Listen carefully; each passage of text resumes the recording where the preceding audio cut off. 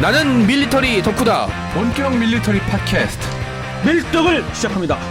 정치 여러분께 경례 밀떡. 안녕하세요, 박찬준입니다. 안녕하세요, 놀러온 남자 정명섭 정작입니다. 예 안녕하세요 악덕 사업주입니다. 네, 두 분도 네. 한번 소개해 주시죠. 안녕하세요. 독일 영주권자 유튜버 연수유라입니다. 안녕하세요. 조혜준입니다. 네, 네.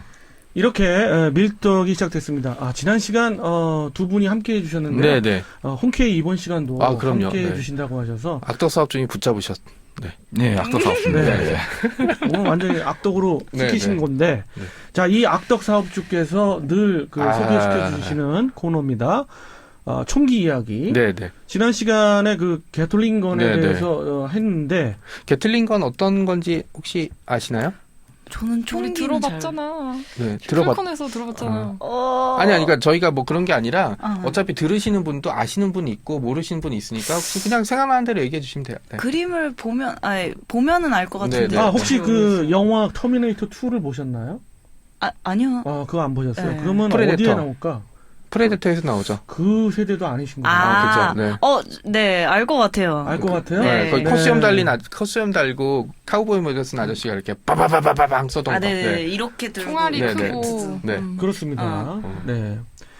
그 이야기를 쭉 해주셨는데 네. 못다한 이야기가 너무 많아서 그럼요. 예, 게틀링은 뭐 할 이번 얘기가 굉장히 시간에 많죠. 많죠. 이어서 예. 또 이야기를 나눠보겠습니다. 저 보면 막 영어 자료 보면 되게 있어 보이지 않아요? 네. 네, 그러면 게톨링건에 대해서 네, 맞아요. 얘기를 지난 해주시죠. 시간에 이어서 계속 한번 말씀 주시죠. 예 지난번에도 어느 정도 언급은 했지만 이번 달에 다시 현대 게틀링건에 대해서 얘기를 하겠습니다. 그렇습니다. 사실 이게 사실 19세기에 게틀링건이 한번 아주 대대로 흥했다가 네. 1890년대에 갑자기 거의 순식간에 죽어요. 커피 때문에. 네. 그렇죠. 맥심 커피가 맛있다고 사람들이 하는데 네, 그게 아니고 그게 맥심 기관총으로 대두되는 진정한 기관총이 나오면서 사람들이 야 이거 내가 미쳤다고 손으로 돌리고 있어야 팔 아파 죽겠네. 돼 라고 하면서 이제 게틀링을 하나둘씩 버리기 시작하면서 20세기가 시작될 무렵에는 사실상 구식 취급을 대충, 받아서 네. 이제 도태됩니다.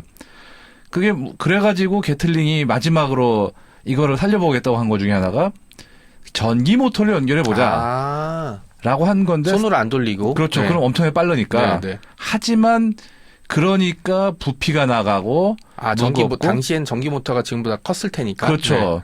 게틀링 자체도 워낙 또 덩치가 그렇죠. 좀 있는 네. 건데 거기에 전기 모터까지 하니까 그리고 또 전기 모터를 연결한다는 건 전기가 있어야 되잖아요. 그렇죠. 네.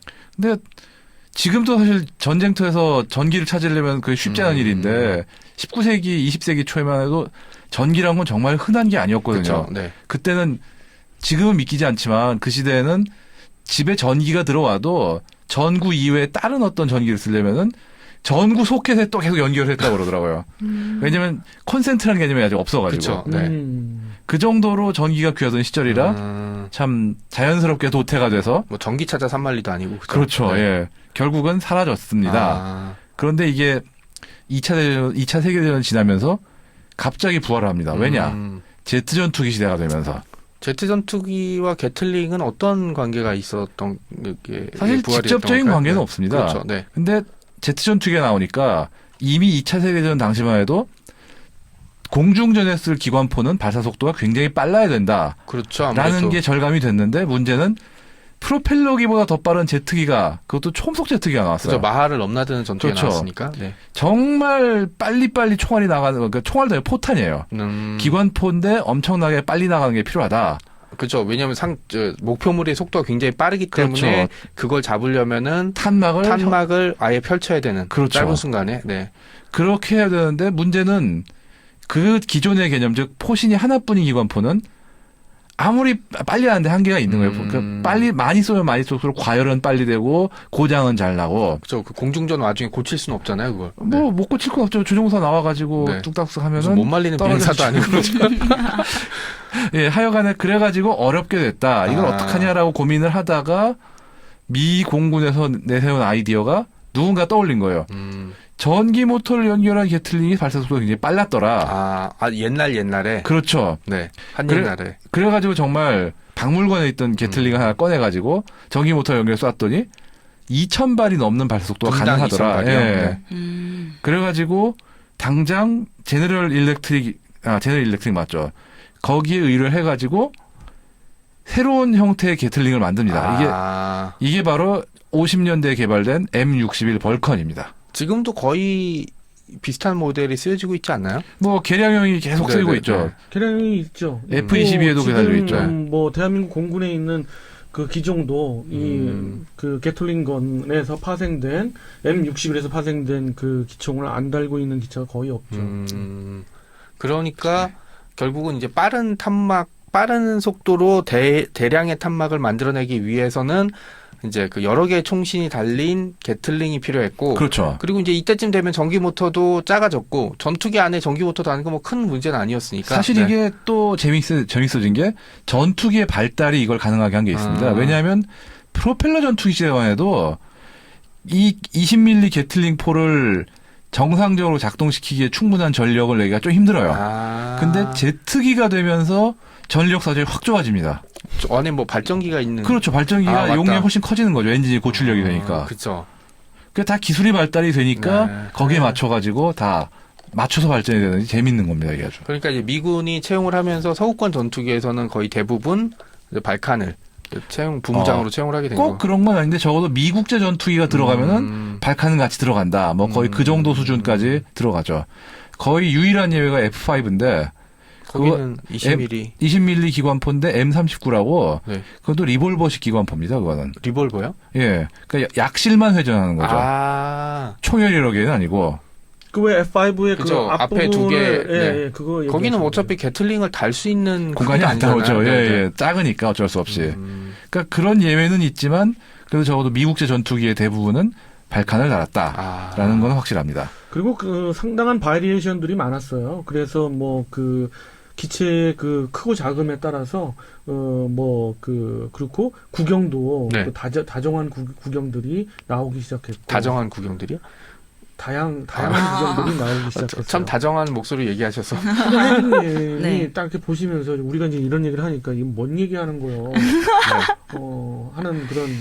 그러니까 이제 그 전투기 발칸이 뭐냐면, 그러니까 이제 격투기로 치면은 주 기술은 아닌데 그런 거 있잖아요. 이렇게 상대방이랑 체력이 다 됐어. 네. 그래서 막 이제 머리를 들이받고 이제 뭐 이렇게 속된 말로 겨드랑이를 파야 되고 막 이럴 때 하나 이제 필살기 하나 가지고 있는 거 있잖아요. 네. 뭐 이제 뭐 그런 식이라고 보시면 될 거예요.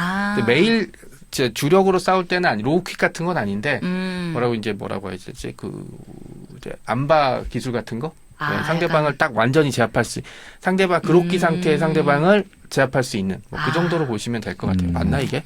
탑재되어 있는 무기. 네네 그렇죠. 그러니까 이걸 쓰면 사실 전투기가 공중전하면서 발칸을 쓴다는 얘기는 딱히 좋은 상황은 아니에요. 그렇죠.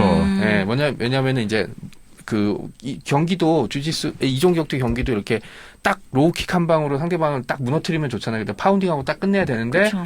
엉켰어. 네. 네, 그리고 이제 막 그래플링으로 넘어가면서 이제 이러면은 굉장히 타격이 크잖아요.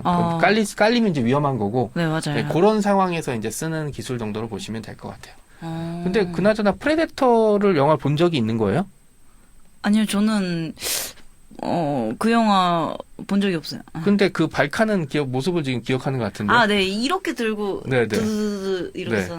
그러니까 이제 많은 분들이 생각하는 게 프레데터에서 나오는 게 아마 사람들이 실제로 영화에서 본 건 처음이었을 거예요. 터미네이터 그렇죠. 다음에 나왔어요. 그래서 저런 무기가 있는 줄 알고. 네. 뭐 여쭤볼게요. 그 터미네이터나 그런 그 영화에 보면 그 무장을 들어요. 들어가지고 그 발사를 하는데 네. 실제 그게 그 가짜일까요? 아니면 진짜 그렇게 사람이 들을 수 있을까요? 이게 제가 모형을 한번 들어본 적이 진짜요? 있는데, 오. 그 건뮤지엄.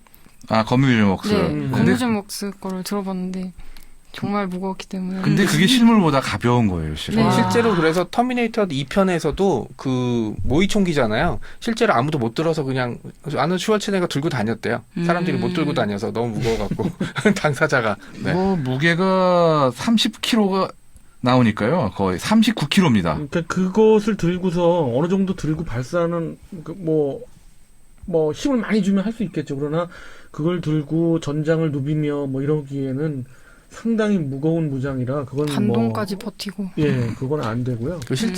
근데 이게 뭐 워낙 이미 임팩트가 강해서 사실은 그게 실존하는 무기인 줄 아는 사람 아직 많이 있어요. 근데 어떻게 보면 실존하는 무기는 맞습니다. 다만 사람이 영화에 나온 것까지 사람이 들고 다니는 게 아니라 문제지. 쏘면 이렇게 넘어갈 거 아니에요? 그죠? 그렇죠. 실탄이면은 공포탄이니까 그렇게 안 넘어지지. 약간 소화전 놓칠 때처럼 그 미친 듯이 막 총알이 튀어다니고. 그렇겠죠. 사실 그 워낙 공군력이 강한 미군이라 그런 어떤 대공화기에 대한 그런 그 뭐랄까 관심이랄까 이런 게 많이 적었죠. 그래서 지금 홍 편집장님 말씀하신 대로 기체의 무장도 했지만 그것을 지상에 해서 그 대공포로 그 발전시킨 그런 무장들이 많이 나오고 실제로 우리 대한민국도 아직도 그렇죠. 발칸포 사용하고 있죠. 주무장으로 쓰고 있죠. 참고로 지금 발칸은 20mm 기관포인데 네. 방금 전에 터미네이터나 네, 네. 프레데터에 나온 그 아니에요. 미니건이라고 진짜, 합니다. 미니건이라고 그래서 잘 읽어야 돼요. 네. 미니건을 잘못 읽어서 저기 순서가 뒤바뀌거나 그러면은 욕이 됩니다. 저기 어떤 전혀 욕인지 얘기 안 미니하지 할게요. 않는데, 그죠? 500MD 그렇죠? 있죠. 네, 그 네. 500MD의 그 부무장으로 올해 에어쇼 가면 볼 수 있나요? 올해 에어쇼에 있을지도 몰라요 아직은. 네. 500MD가 나오면 네, 아마 나오면. 장착을 하고 나올 거예요. 이게 이 미니건은 미 공군과 육군에서 벌컨이 나오니까 이거를 축소해서 기관총 버전으로 만들어 보자라고 해서 1960년에 개발한 게 바로 미니건입니다. 주로 헬리콥터의 그렇죠. 방어용으로 많이 도어건으로, 썼는데 네. 왜냐하면은 헬리콥터는 사실 이륙하고 착륙할 때 제일 취약해요. 그러다 보니까 그 순간에 나를 방어할 기관총이 있긴 있어야 되는데 문제는 적진 한가운데거든요, 대개는. 그러다 보니까 짧은 순간에 다량의 적을 무찌를 수 있는 네. 이런 거를 원하다 보니까 많으면 1분에 6,000발도 쏠 수 있는 뭐 정말 1초에 100발. 보통 3,000발 정도가를 세팅이라고 쏘거든요. 그럼 1초에 50발이 나가요. 그 맞으면 사람이. 발도 사실 어마어마한 거죠. 어마어마한데 네. 그 정도까지는 안 나오는 걸로 알고 있는데 아무튼 뭐 말씀하신 대로 스펙은 그래요. 그리고 1초에 50발 나가는 거죠. 무섭죠. 액트 오브 밸런가 그 영화 보면은 나중에 그 남미에서 저 작전 아, 뛰는 그렇죠. SEA팀이 예. 이제 물에 딱 들어가니까 정말 슈퍼맨처럼 딱 나타나서 보트가 아주 그냥 푹 쏘는데 실탄을 쐈다고 하더라고요. 그때 차에 대고 쐈던 거는. 그렇죠. 네네. 그래서 막 거기 보면은 엑스트라들이 진짜 무서워하거든요. 네, 그게 이제 이유가 있었던 그런 거죠. 실탄은 그럼 사격하는 건 본 적이 있나요? 저 그 총은 쏴본 적은 있어요. 그냥 비비탄? 그 비비탄 아, 같은 놀래라. 가게 가가지고 네네. 전동 아니면 가스? 가스인가? 실탄 싸웠어요. 쏴봤죠? 네. 독일에서. 독일에서도 써보고 한국에서도 몇 군데 있더라고요. 실탄 근데 사격장, 그 고정이 된 곳에서 네네. 써봤는데 생각보다 반동이 너무 강해서 무섭습니다. 어떤 권총이 가장 반동이 컸었나요? 일단 저는 몇 개 써보지 않았는데 일단 글록이 셌던 것 같아요. 글록. 예. 참 완전히 그런 유경험이 있으시네요. 그렇죠. 왜냐하면 아까 총 얘기했을 때 눈이 이렇게 반짝거리는 걸 봤거든요. 그 그리고 추리소설가라. 두 분 중에 어느 분이신지는 모르지만 제가 네. 알고 있는 정보로는 물론 그 우리 독일 하면 그 전차거든요, 사실. 네. 세계 그 아주 명전차의 하나인 레오파드 시리즈를 만들고 있는 현재도 그렇죠. 만들고 있는 네. 독일 연방군인데 그 전차에는 그 주무장도 있지만 부무장으로 네. 그 기관총을 탑재를 해요. 네. 그걸 쏴보셨다는 분이 있다는 오, 진짜요? 얘기를 들었어요. 어느 분이시죠? 저는 네. 전 것 같아요. 네. 그 좋은 것 같아요? 행사에 갔을 때 무슨 얘기 하시는 거지 하고 잠깐 멍을 네, 때렸습니다. 탱크에 달리는 기관총을 써봤냐 아니냐는 그 네. 얘기인 것 같네요. 네, 레오파르트를 전시를 해놔요. 그래서 거기에 사수랑 부사수 같이 생기신 분들이 붙어서 약간 설명도 해주시고 네네. 물론 도로에서 쏘지는 못하지만 그래도 시운전하는 걸 보여주거나 아니면 이거는 어떻게 쏘는 거다 하고 보여드리더라고요. 물론 기능은 다 꺼놓고 그냥 이 네. 버튼이 있고 이 버튼이 있고 이런 식으로 네. 들어가서 직접 볼 수가 있었어요. 네. 그래서 레오파르트랑 막 이렇게 만지면서 이렇게 네. 있는데 거기 지나가던 할아버지가 사진 찍어줄까 하고 사진도 찍어주시고 네, 정말 좋았습니다. 네. 그 사진 진짜 멋있었겠네요. 그렇죠. 제가 이제 어디야 그 덕수궁에 이제 행사 가게 되면은 다 이렇게 펼쳐놓잖아요. 현수막. 네. 어디 동호회 아니면 뭐 어디 무슨 도서관 기념행사 이래서 찍고 이렇게 막 야 포즈 빨리빨리 찍고 우리 가요 막 이러고 있는데 맞아. 네. 프랑스 틱한 아저씨가 오더니 씩 웃고 사진 한 방 찍고 가버린 거예요. 뭐라고 얘기하기도 전에. 그러니까 이제 그분은 저기 조국에 돌아가서 야 이 사진 봐봐 이럴 때 이제 우리 나오는 거잖아요. 약간 그런 느낌도 좀 들긴 하네요. 네. 참고로 미니건이 이게 지금 한 90년대 정도에 미군에서도 좀 어느 정도 잊혀진 무기처럼 취급을 받다가 90년대 후반부터 다시 개량형이 나와가지고 특히나 이 테러와의 전쟁이 그렇죠. 벌어지면서 아주 그냥 수많은 헬리콥터는 물론이고 이 군함에도 많이 답체가 돼요. 아 그죠. 네. 테러 방지하려고. 네. 저도 지금 그거를 두 번 쏴본 적은 있습니다. 실탄을. 미니건을요? 예. 오. 한 번은 그 애리조나에 있는 딜러네오라는 업체 방문했을 때 네. 그 사장님이 개인 헬기가 있어가지고 그 사장님이 자기 총을 거기다 싣고 네. 총알을 한 3,000발을 얹은 다음에 맘대로 쏴봐라. 사막에 가서. 그렇죠. 네. 표적은 드럼통. 네. 드럼통 한 분이 그냥 사망했습니다. 그냥. 네. 저는 아예 대한민국 대공포죠. 네. 그 벌컨포를 20mm. 네. 아예 그 스위치를 눌러서 네. 뿡 하고 한번 해봤던 오, 네. 크다. 한 부대는 이제 거길 나왔으니까. 네, 예. 그런데 대천 대공사격장에서 쏘는데 네. 사실 이 무기가 뭐 우리 독일에서 오신 분도 있지만 독일의 그 2차 대전 때 유명한 그 88mm 네, 포 네. 있잖아요. 그 대공포가 대공포용으로 사실은 개발을 했는데 했지만 네. 탱크를 더 많이 잡았죠. 그렇죠. 결과론적으로 대전차 화력이었고 지상에서 오히려 더 빛을 발했죠. 네. 마찬가지예요. 근데 어차피 지상에서 빛을 발해 쏘던 거 아니었나요? 대공포도? 왜 그래요, 오늘. 그래서, 좀 더 이야기를 이어가면, 벌컨도 마찬가지예요. 네. 벌컨도, 물론 그 공중전에서의 근접전에서, 유용하게 썼지만, 그래서 그 대공포로도 유용하리라고 봤으나, 결과론적으로 지금의 그 마하를 넘나드는 제트, 기체에 대해서 유효하지 못하니까, 결국 지금은 그 지상의 지원하력으로서 굉장히 인기가 있고, 우리나라의 그 기계화 부대에 있는 그 자주발칸도 네. 지금은 물론 그 근접 대공화기지만 지상 사격을 네. 좀 더 거기에 더 유효한 그런 무기 체계가 돼가고 있죠. 참고로 이게 발칸이 12.12하고도 관계가 있어요. 아, 그게 국방부였나? 국방부였어요. 맞습니다. 네. 국방부 옥상에 몇 문이 거치가 돼 있었는데 그때 반란군이 오니까 이걸로 제압 사격을 했는데 문제는 사각이 충분히 그렇죠. 안 내려와서 결국은 저지에 음. 실패했다라는 얘기가 있더라고요. 만약에 그때 몇 도만 더 포신이 아래로 내려왔어도 12신이 실패했을 거다라는 얘기가 있습니다. 그럴 수 있겠네요, 진짜. 그렇죠. 진입 못하지, 그러면. 네, 그렇죠. 탱크를 가두지 못한 이상. 근데 노출된 보병을 그 화기로 공격했을 그쵸, 때는 네. 한 개 중대가 아니라 거의 대대도 그 안 되죠. 병력들이 그냥 다 긁으면 한 번 쭉 가는 긁으면은 거죠. 뭐 다 끝나는 건데 문제는 충분히 안 내려와서 포신이. 아, 그죠. 대공용이니까. 그렇죠. 재밌는 게 그렇게 돼서 정권을 잡은 전두환 정권이 처음 한 거 중에 하나가 국방부 벌컨에 포신을 낮춘 사각을 좀 더 내릴 수 있게 한. 환장하겠다. 그렇죠.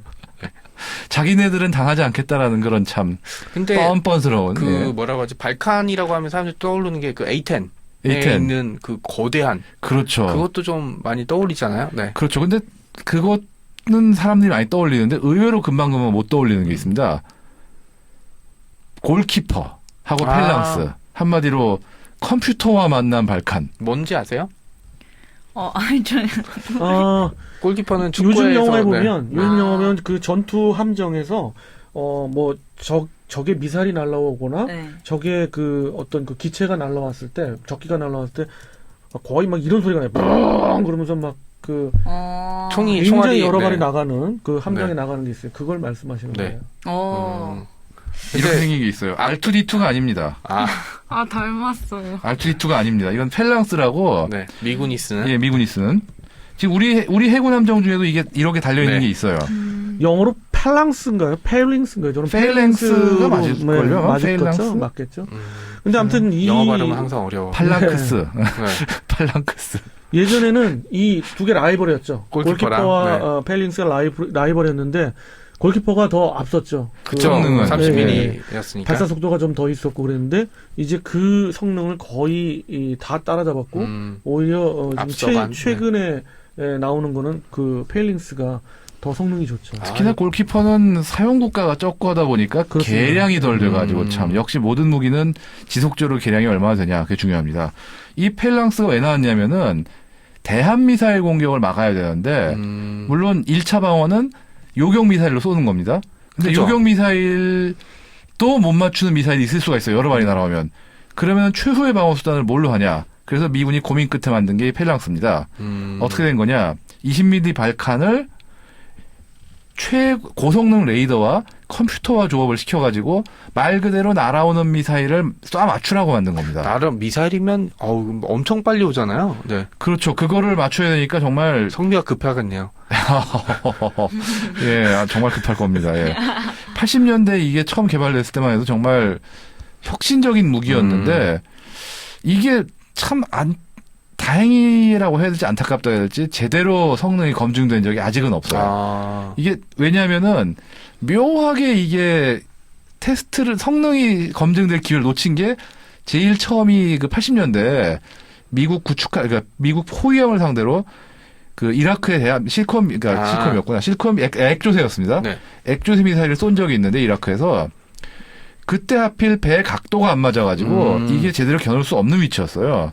그래가지고 대응 못하게 심지어 꺼져기까지 했습니다. 아이고야. 그래서 결국 대응 못하고 성능에 관계없이 피격을 당한 적이 있고 걸프전 때 아마 이게 실제로 사격까지 한 적은 없을 거예요. 그리고 그 뒤에는 아직까지 군함에 대한 미사일이 발사된 적은 없고 네. 그다음에 마지막으로 10년쯤 전에 이스라엘 군함에 미사일이 발사된 적이 있는데 그때도 이스라엘군이 너무 방심을 해가지고 그쵸. 이게 아마 꺼져 있을 거예요. 이거 왜 꺼놔요? 켜놔야 되지 않나요? 계속? 과열되나? 이게 사실 이것도 기계라 가급적이면 안 키고 있는 게 전력이라든가 뭐 네. 유지 보수 면에서는 낮긴 하거든요. 복잡하겠죠. 복잡하죠. 예, 실제로 이거 역시 이과라. 역시 이과라. 이과라 이런 거에 아까 눈 반짝인 거 보셨어야 됐어요. 네. 실제로 보면은 미 해군도 그렇고 우리 해군도 그렇고 골키퍼나 펠랑스나 훈련 상황에서는 한 번 쏘면 누가 가서 정비를 해요. 그러니까 고장이 나서 그런 게 아니라 일단 한 손을 봅니다 무조건. 그러겠죠. 워낙 복잡하고 민감한 그렇죠. 거라서. 네. 그 정도라 사실 위협이 덜하다 싶으면 꺼놓는 경우도 없진 않아요. 그러니까 방심하면 안 된다는 겁니다. 그렇죠. 방심 금물이네요. 그렇죠.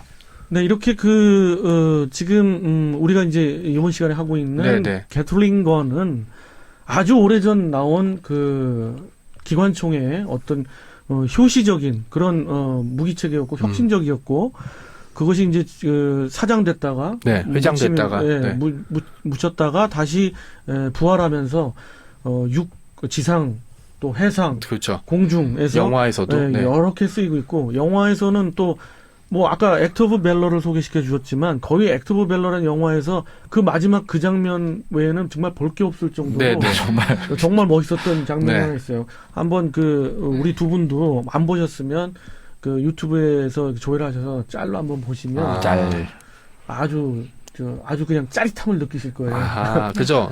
예. 그 영화에서 실제로 나갔던 거는 이제 실탄이었어요. 실탄을 사용해서 거기 보면 엑스트라로 나온 악당들이 진짜 벌벌 떨거든요.